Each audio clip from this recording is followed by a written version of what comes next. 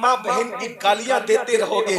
ماں بہن کی گالیاں دینے والوں سرکار غریب نواز فرماتے ہیں جو اپنی زندگی میں کسی مومن کو گالی دیتا تھا مرتے وقت اس کی زبان پہ کلمہ نہیں آئے گا. میں اپنی ماں اور بہنوں سے بھی کہتا ہوں میری بہنوں تم بھی گالیاں نکالتی ہو سن لو اپنے غریب نواز سرکار کا فرمان. فرماتے گالیاں دینے والوں کی زبان پر مرتے وقت کلمہ طیبہ نہیں آئے گا بلکہ دنیا میں جو کہتے تھے مرتے وقت زبان پہ وہی آئے گا.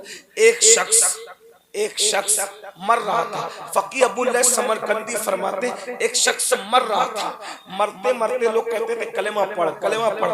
وہ کیا کہتا تھا وہ حمام والی کتنی اچھی تھی. مرتے وقت کہہ رہے ہیں وہ حمام والی کتنی اچھی تھی وہ حمام والی کتنی اچھی تھی. تو اس کے لوگ گھر کے لوگ پریشان تھے یا اللہ یہ کلمہ نہیں پڑھ رہا ہے.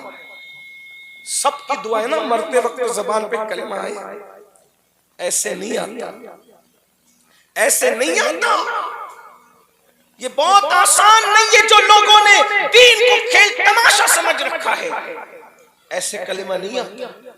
وہ مرتے ہوئے کہہ رہا تھا وہ حمام والی کتنی اچھی اور لوگ حیران تھی کیا بک رہا ہے مرتے ہوئے. سوچو اس کا انجام کیا ہوا ہوگا.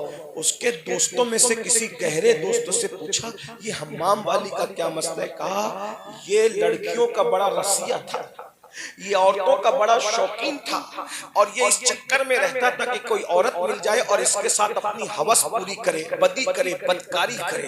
اب میں بار بار زنا کا کیا نام لوں مجھے بھی اچھا نہیں لگتا لیکن بہرحال اصلاح تو قوم کی کرنی ہے. یہ بات میں آپ کو کہہ دوں شرم کے مارے ہماری زبانوں پہ باتیں نہیں آتی لیکن کلیجہ بھی کانپتا ہے کہ آج سب سے زیادہ جو گناہ ہو رہا ہے وہ زنا ہی ہے.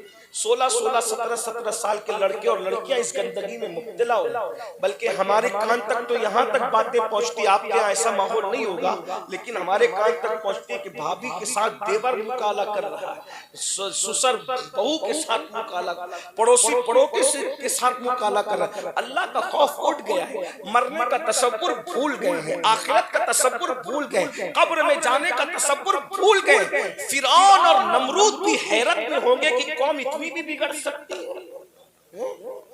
آپ سوچیں تو صحیح یہ فرعون اور نمرود کے پاس بہت گناہ تھے لیکن یہ انٹرنیٹ پر گناہ کا کوئی تصور تھا ان کے پاس جو تم انٹرنیٹ میں دیکھ رہے ہو اور جو کر رہے ہو. بتاؤ میں سمجھتا ہوں کہ کچھ گناہ کے معاملے میں یزید بھی 2 قدم پیچھے رہ گیا. بڑی معذرت کے ساتھ برا مت ماننا یزید نے شاید کچھ ایسے گناہ تھے جو خواب میں بھی نہیں دیکھا ہوگا. میری قوم کے جوان کر رہے ہیں اور اپنے آپ کو جنتی کہتے ہیں. میرے بھائیوں کون سے وہ تو بندروں کا ناچ دیکھتا تھا تم تو ننگی عورتوں کا ناچ دیکھ رہے. مرنا نہیں موت نہیں آنی موت سے چھٹی لے کر آئے ہو جنت کا ٹکٹ لے کر آئے ہو. بڑی معذرت کے ساتھ آپ کیا سمجھتے ہیں عورتوں کو ننگا ناچتے ہوئے دیکھو گے بھائیوں زنا کی فلمیں دیکھو گے کیسے جنت ملے گی. آپ کہو کہ میں نے غوث پاک کا دامن پکڑا. میں ایک بات آپ کو کہوں برا مت ماننا. کچھ لوگ میری بات کو برا مانتے ہیں میں آپ برا مت ماننا لیکن امید ہے آپ نہیں مانیں گے. ایک بات کہوں یہ سب چیٹنگ کر رہے ہیں ہم لوگ. غوث پاک کا دامن پکڑ لیا. جس کے ہاتھ میں غوث پاک کا دامن آتا ہے وہ کبھی بگڑا ہوا نہیں رہتا. غوث پاک کا دامن انسان کو بگڑا ہوا نہیں رہنے دیتا. مشہور واقعہ ہے ایک چور جنگل میں بیٹھا ہے. میرے سرکار غوث پاک اکیلے جنگل سے جا رہے ہیں. غوث پاک بڑے قیمتی اور خوبصورت کپڑے پہنتے تھے. چور نے سوچا سرکار اکیلے ہیں دبلے پتلے ہیں جبہ چھین لوں گا تو دن بھر کا خرچہ مل جائے گا. جبہ بیچوں گا تو دن بھر کا خرچہ تو نکل ہی جائے گا.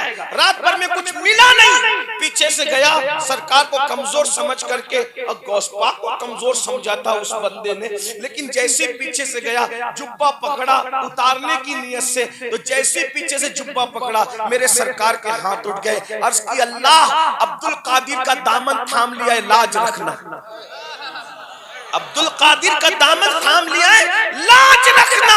ابھی جبہ اتارنے بھی نہ پایا تھا اللہ نے اس کو مقام قطبیت عطا کر دیا. ارے نادان میرے غوث کی شان تو یہ ہے کہ جو چور دامن پکڑ لے تو چور نہیں رہ جاتا ولی بن جاتا ہے. ارے تو نمازی بھی نہ بن سکا، کیا کہنے واہ، تو پرہیزگار بھی نہ بن سکا، ارے نہیں ولی بنا، کم سے کم مسلمان تو بن جا، سچا مومن تو بن جا۔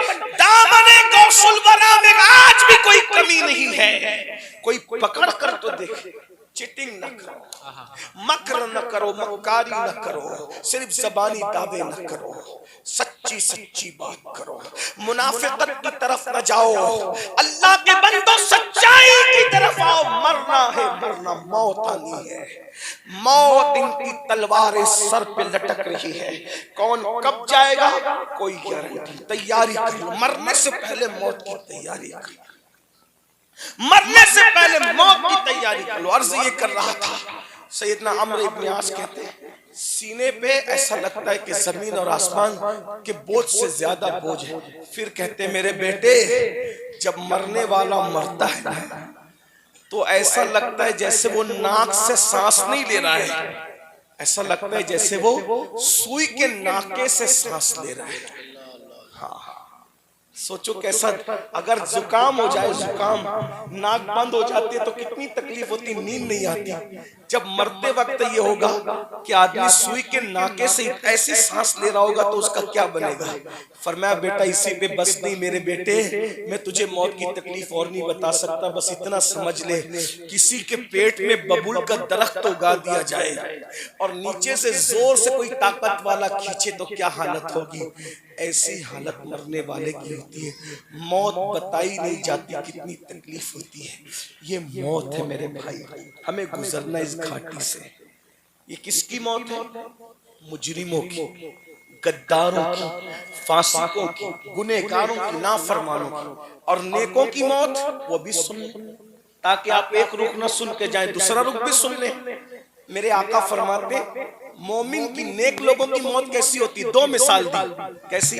فرمایا آٹے میں اگر بال آ جائے تو آٹے سے بال کیسے نکالا جاتا ہے، کتنی آسانی سے بال نکلتے ہیں، ایسے مومن کی روح نکلتی ہے۔ اور دوسری مثال تو اور بھی پیاری ہے، فرمایا ننھا سا دودھ پیتا بچہ دودھ پیتے پیتے سوتا ہے، توجہ ہے، تجربہ بارہا کا، آقا نے کیا پیاری بات فرمائی، ان کی تو اور بات ہی پیاری ہے۔ سبحان اللہ، میں نثار تیرے کلام پر ملی یوں تو کس کو زبان نہیں، وہ سخن ہے جس میں سخن نہ ہو، وہ بیان ہے جس کا بیان نہیں، فصحا عرب کے بڑے بڑے تیرے آگے یوں ہیں دبے لچے، کوئی جانے منہ میں زبان نہیں بلکہ جسم میں جانے۔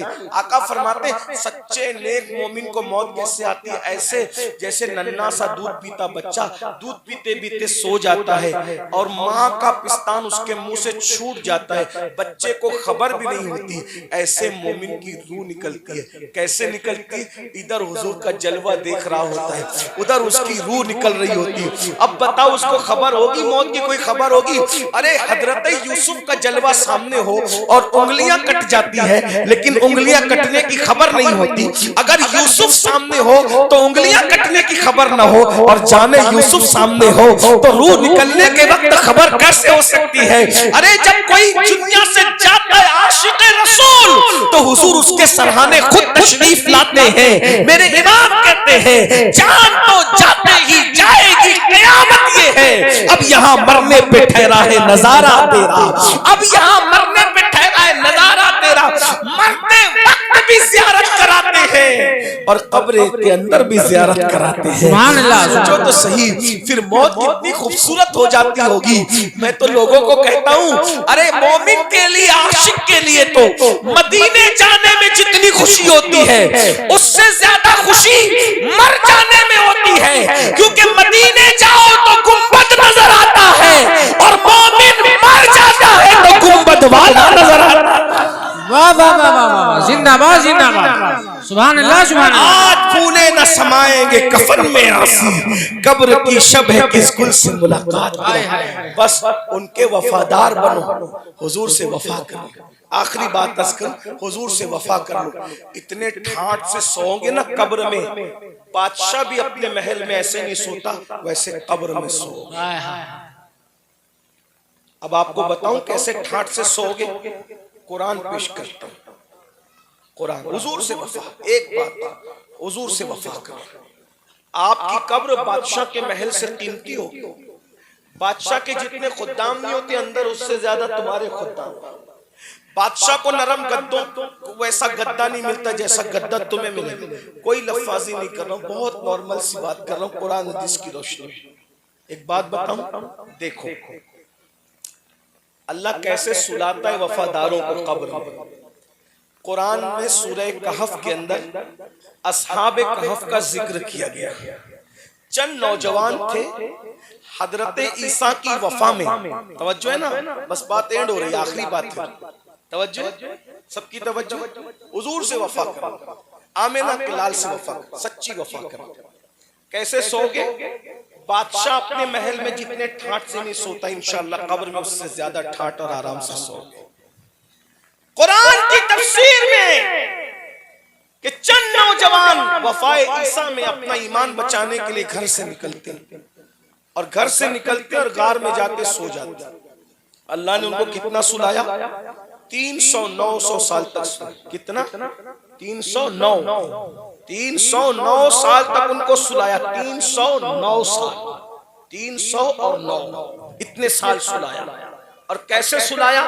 قرآن کی تفسیر میں آیا کہ غار میں منہ تھا, غار میں منہ تھا. تو جب سورج نکلتا تھا اور سورج ڈوبتا تھا تو سورج کی کرنیں منہ کے ذریعے سے غار میں جا سکتی تھی. تو اللہ نے ان کے سونے کے خیال سے کہ یہ میرے عیسیٰ کے وفادار سو رہے ہیں, ان کے سونے کے خیال سے سورج کا راستہ بدل دیا. اللہ سورج اور چاند کا راستہ نہیں بدلتا, سورج اور چاند اپنے محور میں چلتے ہیں, لیکن اللہ نے صرف ان کے سونے کے خیال سے کہ یہ ایمان بچانے کے لیے, اپنا ایمان بچانے کے لیے عیسیٰ کی وفا میں غار میں سو گئے, تو اللہ نے سورج کا راستہ بدل دیا. نہ نکلتے وقت کرنیں پہنچے گی, نہ ڈوبتے وقت کرنیں پہنچے گی, تاکہ اجالا ہو تو ان کو پریشانی نہ ہو, ان کی نیند میں خلل نہ آئے, کرنیں نہ جائیں. اللہ نے سورج کا راستہ بدل دیا.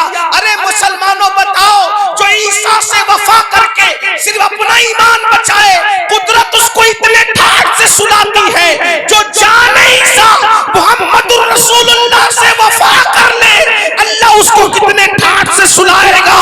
میرے امام کہتے ہیں, نکیرین کرتے ہیں, تعظیم میری فدا ہو کے تجھ پہ یہ عزت ملی ہے, اور خاک ہو کر عشق میں آرام سے سونا ملا. جان کی ایکسیر ہے الفت رسول اللہ کی. اور اس سے ایک بڑی بات کہہ دوں, عیسیٰ علیہ السلام کے وہ امتی صرف امتی تھے, اولاد نہیں تھی. توجہ, صرف امتی تھے, اولاد نہیں تھے. ایک نمبر 2, اپنا ایمان بچانے کے لیے سو گئے تھے, دوسروں کا ایمان بچانے کے لیے نہیں گئے تھے. ارے عیسیٰ کی اولاد, عیسیٰ کے امتی علیہ السلام اپنا ایمان بچانے کے لیے سو جائیں تو ان کی سونے کے یہ شان ہے. تو جو امام حسین اپنا ایمان بچانے نہیں, اور وہ بھی سونے نہیں, پوری امت کا ایمان بچانے کے لیے کربلا میں خود بھی جگے ہیں اور دوسروں کو بھی جگایا ہے, تو قبر حسین کی شان کیا ہوگی, شیخ عبد القادر جیلانی کی قبر کی شان کیا ہوگی, سرکار غریب نواز کی قبر کی شان کیا ہوگی, مسعود سالار غازی کی قبر کی شان کیا ہوگی, وارث دیوا کی قبر کی شان کیا ہوگی, شاہ برکت اللہ کی قبر کی شان کیا ہوگی. ارے جب خود کا ایمان بچانے کے لیے سو جائیں, ان کی شان یہ ہے, تو جو پوری امت کا ایمان بچانے کے لیے گلی گلی کوچے کوچے پھرتے ہو, اللہ ان کو قبر میں کتنے سکون سے سلائے گا, کتنے مرتبے عطا کرے گا. لیکن حضور سے وفا کر, بولو کرو گے وفا انشاءاللہ. اب وفا کسے کہتے ہیں؟ وفاداری کا تقاضا یہ ہے, حضور نے جو کہا اس پر عمل کرو, اپنے بچوں کو مومن بناؤ, ایمان والا بناؤ. ٹیوشن کے لیے بچوں کو جگاتے ہو نا, نماز کے لیے بھی جگاؤ. اسکول نہیں جانے پہ مارتے ہو نا, نماز نہیں جانے پہ بھی مارو. سالن میں نمک زیادہ ہونے پہ بیوی کو ڈانٹتے ہو نا, تو قرآن نہ پڑھنے پر بھی کبھی بیوی کو ڈانٹو. لیکن یہ تم اس وقت کرو گے جب تم خود قرآن پڑھو گے. میرے بھائیوں, ہمیں موبائل چلانا تو آتا ہے, قرآن پڑھنا نہیں آتا.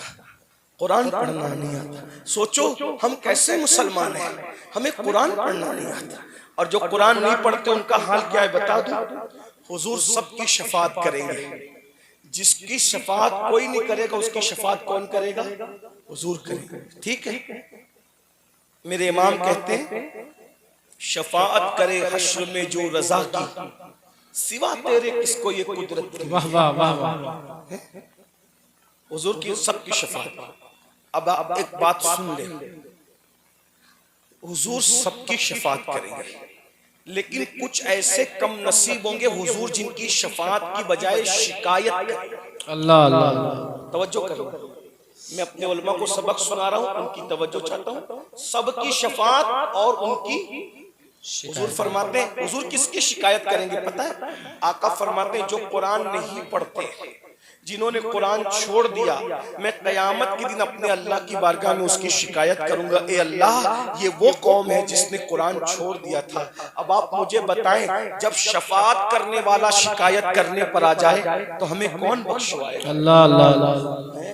شفاعت کرنے والا جب شکایت کرنے پر آ جائے ہمیں کون بخشوائے گا؟ سوچو. یعنی آپ ملانے کے لیے صرف سمجھانے کے لیے کہہ رہا ہوں, جب بچانے والا خود مارنے پر آ جائے تو کون بچائے گا؟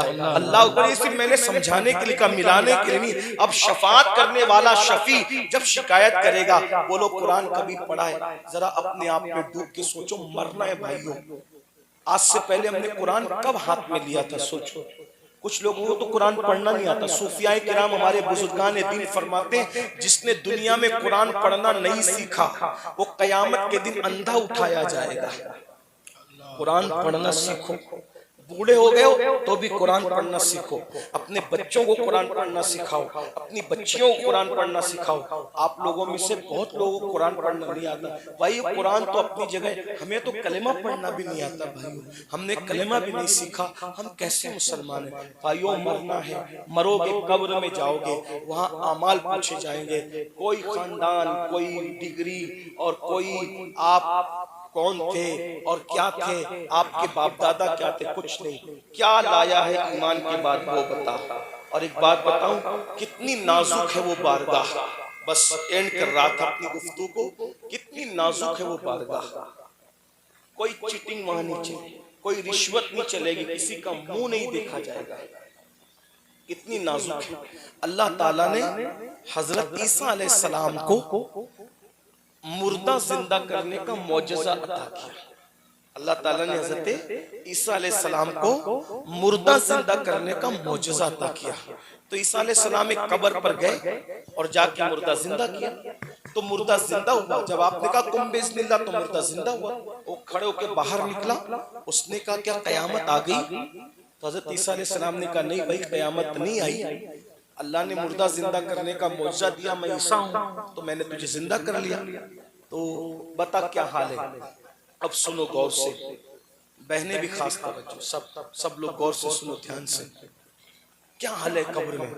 اس نے کہا اے اللہ کے پیغمبر, میں بہت نیک آدمی ہوں, میں اپنی قوم کا بہت نیک آدمی ہوں, بڑا پرہیزگار متقی ہوں. حضرت صدیوں بیت گئے میرے انتقال کو, صدیوں بیت گئے, میں مر گیا اور آج آپ نے زندہ کیا. کہا بتا کیا اللہ نے سلوک کیا؟ کہا حضرت بہت نیک اور متقی ہونے کے بعد بھی ابھی تک میری مغفرت نہیں ہوئی ہے, میری بخشش نہیں ہوئی ہے. بھائیو یہ مغفرت آسان نہیں. ہم لوگوں نے کھیل سمجھا ہے مغفرت کو. قرآن میں اللہ نے محبوب سے, اگر میں غلطی کروں تو میرے علماء میری اصلاح کریں گے, میں اس کو قبول کروں گا, میں قرآن پیش کروں گا. قرآن میں اللہ نے محبوب سے کہا وَقُلْ رَبِّ اغْفِرْ وَارْحَمْ وَأَنْتَ خَيْرُ الرَّاحِمِينَ. اے میرے محبوب آپ مجھ سے یوں عرض کریں کہ اللہ میری مغفرت کریں. شافعی یوم النشور سے اللہ فرما رہا ہے, کیونکہ جہاں جہاں قرآن میں قل ہے, قرآن میں جہاں جہاں قل ہے, سارے مفسرین کا اس پر اتفاق ہے کہ اس قل سے مراد صرف حضور مخاطب ہے اور کوئی نہیں. قل میں حضور صرف مخاطب.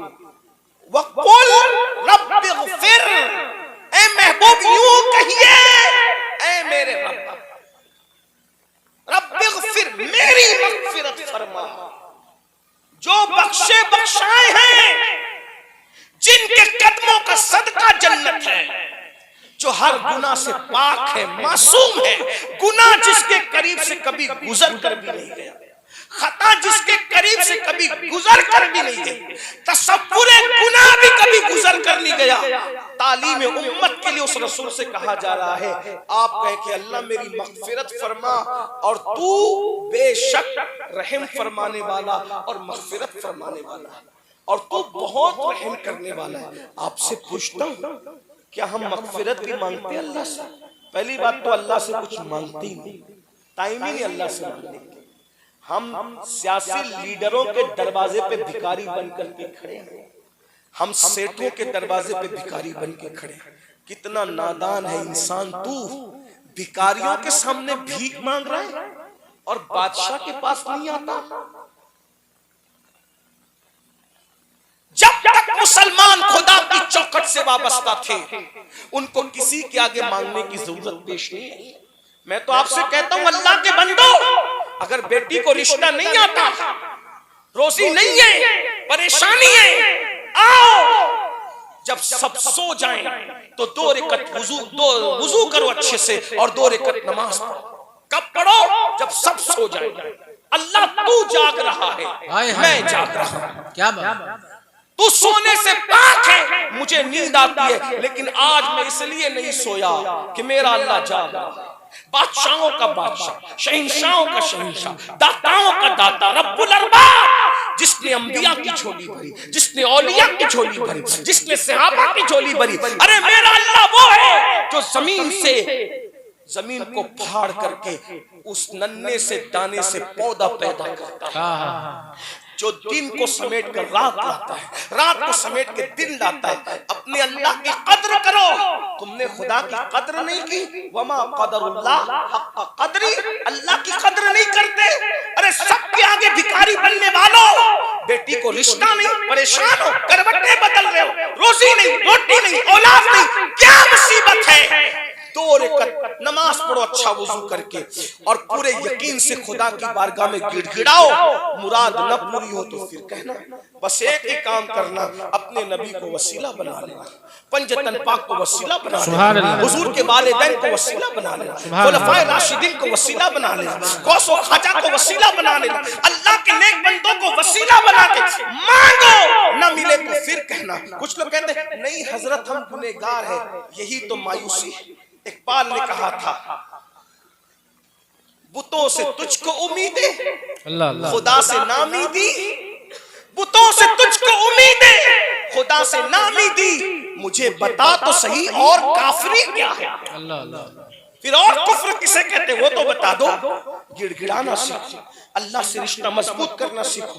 بہرحال تو عیسیٰ علیہ السلام سے اس نے کہا حضرت میں بہت نیک تھا، میں بہت متقی تھا، برسوں بیت گئے، صدیاں بیت گئی مرے ہوئے، ابھی تک بخشش نہیں ہوئی، مغفرت نہیں ہوئی۔ اب سننا غور سے، اینڈ ہو رہی ہے بات۔ عیسیٰ علیہ السلام نے پوچھا میرا اللہ کسی پہ ظلم نہیں کرتا، مغفرت نہ ہوئی اس کی وجہ تو بتا، کوئی وجہ تو رہی ہوگی، تیری مغفرت نہیں ہوئی۔ اب سنو کیا وجہ ہے، وہ وجہ سن لو، بات پوری ہو رہی ہے۔ وجہ یہ تھی، اس نے کہا حضرت میں قلی تھا، قلی سمجھتے جو لوگوں کا بوجھ اٹھاتا ہے، میں قلی تھا، قلی۔ ایک دن میں نے کھانا کھایا اور میرے دانت میں کچھ چیز کھانے کی پھنس گئی۔ اسی وقت کوئی بندے نے مجھ سے کہا بھائیا میں نے لکڑی خریدی ہے، یہ لکڑی کا گٹھا اٹھاؤ اور میرے گھر تک پہنچا دو۔ میں لکڑی کا گٹھا سر پہ لے جا رہا تھا اور میرے دانت میں کچھ چیز پھنسی تھی۔ اب آپ جانتے ہیں کہ کوئی چیز دانت میں پھنس جائے تو بار بار زبان وہی جاتی ہے، وہی لگتی ہے، بے چین ہوتی ہے زبان نکالنے کے لیے۔ اس نے کہا حضرت میری زبان بار بار وہاں جا رہی تھی، دل بے قرار ہو رہا تھا، میں نے سوچا سر پہ لکڑیوں کا گٹھا ہے، دانت کے اندر کچھ پھنس گیا ہے، اب نکالنا نکالنا تو پڑے گا، تو میں نے لکڑیوں میں سے ایک لکڑی سے چھوٹا سا تنکا نکالا اور نکال کر اس سے خلال کیا، یعنی وہ پھنسی ہوئی غذا نکال دی اور وہ تنکا پھینک دیا۔ اب جب میرا انتقال ہوا تو اللہ مجھ سے پوچھ رہا ہے اس کے مالک کی اجازت کے بغیر تو نے وہ لکڑی توڑ کر خلال کیوں کیا تھا؟ جب تک کہ تو اس کا جواب نہیں دے گا تیری کسی عبادت کو میں قبول نہیں کروں گا اور تیری مغفرت نہیں کروں گا۔